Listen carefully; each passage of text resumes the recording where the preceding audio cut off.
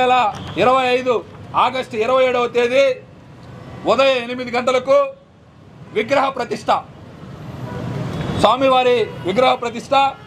అదే రోజు సాయంత్రం అంటే 27/8/2025 బుధవారం సాయంత్రం 8 గంటలకు 7 గంటలకు లాస్ట్ ఇయర్ చేసినట్టే 108 జంటలతో గణపతి పూజ.